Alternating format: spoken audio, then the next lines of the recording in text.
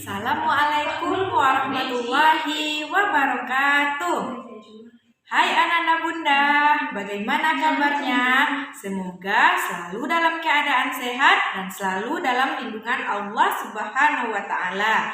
Baiklah, kembali lagi bersama Bunda Tika dalam pembelajaran tema. Nah, sudah siap anak-anak bunda untuk belajar? Let's go! Baik Ananda, pada bab kali ini pembelajaran PAI kita akan membahas tentang iman kepada Rasul-Rasul Allah Subhanahu wa Ta'ala. Adapun submateri kita pada kali ini, yang pertama kita akan membahas tentang nama-nama Nabi dan Rasulullah. Kedua, kita akan mengetahui sifat-sifat dari Rasulullah. Yang ketiga, kita akan mengenal Rasul Ulul Azmi. Yang keempat, kita akan mengetahui perbedaan dan persamaan dari Nabi dan Rasul. Dan yang terakhir, kita akan membahas tentang sikap untuk meneladani Nabi Muhammad SAW. Iman kepada Rasulullah adalah percaya dan yakin bahwa rasul-rasul itu adalah utusan Allah Subhanahu wa Ta'ala yang diperintahkan untuk mengesahkan Allah Subhanahu wa Ta'ala, tidak untuk menyekutukan Allah Subhanahu wa Ta'ala, dan mengajak manusia kepada jalan yang diridhoi oleh Allah Subhanahu wa Ta'ala.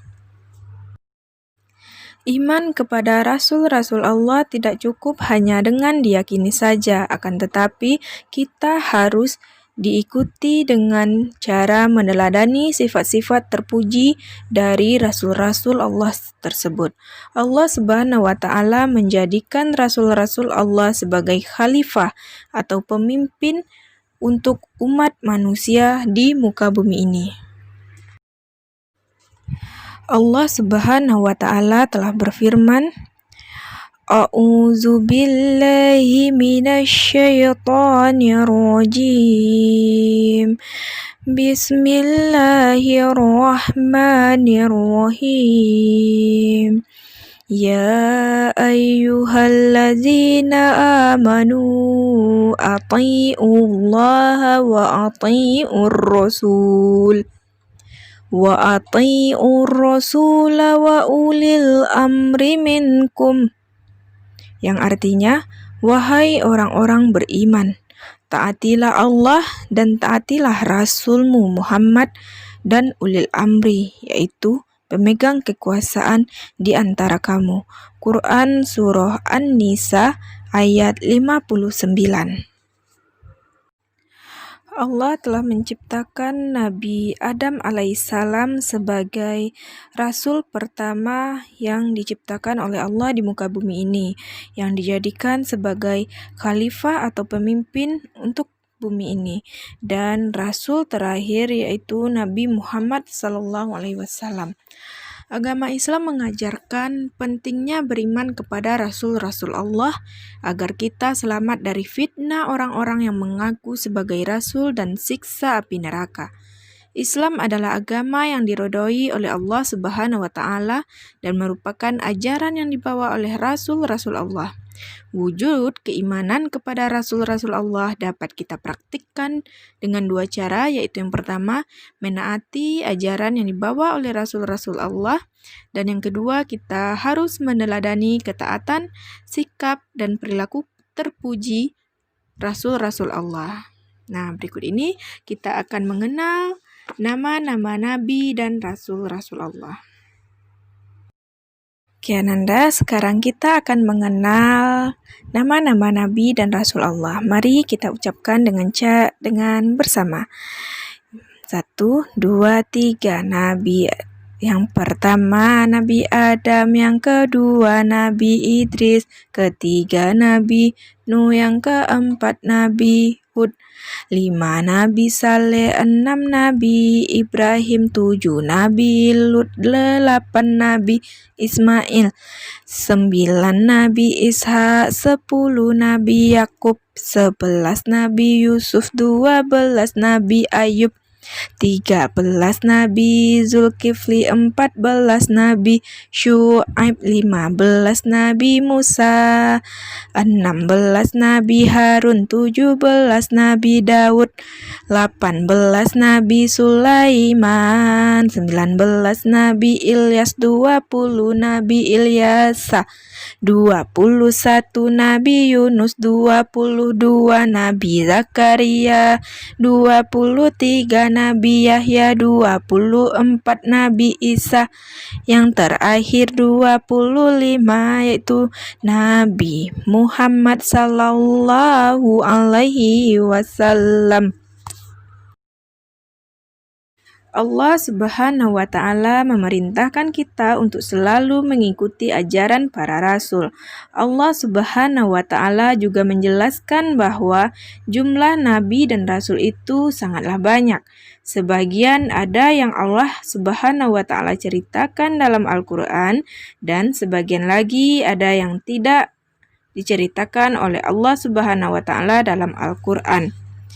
Jadi, akan tetapi itu semua tidak akan merubah bagaimana kita untuk berprinsip bahwa kita harus meyakini setiap nabi dan rasul yang telah diutus oleh Allah Subhanahu wa Ta'ala. Baik, kita selanjutkan. Yang selanjutnya yaitu sifat-sifat dari Rasul Allah. Kita sebagai umat Islam harus mempelajari sifat-sifat yang telah diberikan ataupun diwarisi oleh Nabi dan Rasul kita yang telah lebih dulu. Yang pertama yaitu sidik. Sidik artinya adalah jujur dan berkata benar. Lawannya yaitu kidzib, ya, yang artinya yaitu berbohong atau berdusta. Jadi kita harus bisa meneladani sifat Rasul tersebut, yang mana kita harus dapat berkata jujur dan yang benar. Dan kita diminta untuk tidak boleh berbohong, apalagi berdusta. Selanjutnya adalah amanah. Amanah artinya adalah bisa dipercaya, menjalankan sebaik mungkin apa yang diamanatkan atau yang dipercayakan oleh orang kepada kita. Dan lawan dari amanah ini yaitu khianat. Lawan dari amanah yang khianat ini artinya menyalahi kepercayaan dan tidak bisa dipercaya. Yang selanjutnya yaitu tablik.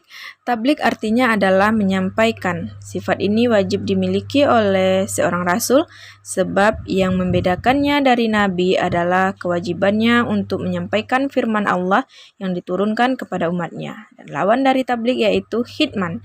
Lawan dari tablik yang artinya adalah menyembunyikan. Dan yang selanjutnya sifat rasul yang harus kita teladani yaitu fatanah. Fatanah artinya adalah cerdas atau pandai. Nah, lawan dari fatanah ini adalah baladah, yang artinya adalah bodoh atau tidak pandai. Baik, selanjutnya kita akan mengenal Rasul Ulul Azmi. Ulul Azmi berasal dari dua kata bahasa Arab yaitu ulu atau uli dan azmi. Ulu atau uli ini memiliki arti yaitu memiliki, dan azmi artinya keteguhan atau tekad yang sangat kuat. Jadi Rasul Ulul Azmi adalah Rasul Allah yang memiliki keteguhan dan tekad yang kuat dalam menghadapi setiap ujian dan cobaan ketika menjalankan tugas yang diperintahkan oleh Allah Subhanahu wa Ta'ala. Baik, berikut ini adalah nama-nama Nabi yang tergolong pada Rasul Ulul Azmi, yaitu ada Nabi Nuh alaihissalam, ada Nabi Ibrahim alaihissalam, Nabi Musa alaihissalam, Nabi Isa alaihissalam, dan Nabi Muhammad sallallahu alaihi wasallam. Nah, berikut kriteria atau ciri dari Rasul Ulul Azmi. Pertama, memiliki kesabaran yang tinggi dalam berdakwah. Kedua, senantiasa memohon kepada Allah Subhanahu wa Ta'ala agar tidak menurunkan azab kepada kaumnya. Yang ketiga, senantiasa berdoa agar Allah Subhanahu wa Ta'ala memberi hidayah kepada kaumnya. Dan yang terakhir, mereka memiliki mukjizat yang sangat luar biasa yang telah diberikan oleh Allah Subhanahu wa Ta'ala. Selanjutnya adalah perbedaan Nabi dan Rasul. Sebelum kita masuk pada persamaan, kita bahas dulu perbedaan antara Nabi dan Rasul. Perbedaan Nabi dan Rasul ini ada 3. Yang pertama, Nabi belum tentu Rasul, kan tetapi Rasul sudah pasti Nabi. Yang kedua, memiliki 3 sifat wajib, yaitu sidik, amanah, dan fatanah. Sedangkan Rasul, mereka memiliki 4 sifat wajib.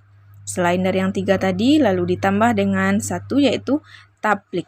Dan yang ketiga perbedaannya yaitu tidak wajib menyampaikan wahyu dan ajarannya. Itu adalah Nabi.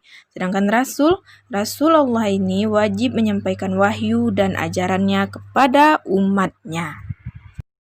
Selanjutnya persamaan Nabi dan Rasul Allah Subhanahu wa Ta'ala. Yang pertama, seorang laki-laki. Kedua, bersifat maksum atau terjaga dari kesalahan dan menyampaikan agama. Yang ketiga, menerima wahyu dari Allah. Yang keempat, memiliki mukjizat. Yang kelima, mengesahkan Allah Subhanahu wa Ta'ala. Dan yang keenam, bersifat basyariah, yaitu layaknya manusia biasa, seperti makan, Nabi juga minum, bekerja, dan memiliki keluarga. Nah, berikut ini adalah sikap tablik dari Nabi Muhammad SAW yang dapat kita teladani. Yang pertama, teguh pendirian dan tahan uji. Yang kedua, sabar dan tabah dalam berjuang. Yang ketiga, bijaksana dan tegas dalam menyikapi permasalahan. Yang keempat, selalu menunjukkan akhlak yang terpuji baik kepada teman maupun lawannya sekalipun. Dan yang kelima yaitu sifat Nabi yang dapat kita teladani yaitu berserah diri atau bertawakal kepada Allah Subhanahu wa Ta'ala setelah berusaha dengan penuh kesungguhan. Oke anak-anak bunda, sekian pembahasan tentang pembelajaran kali ini. Sampai jumpa di pembelajaran selanjutnya. Wassalamualaikum warahmatullahi wabarakatuh.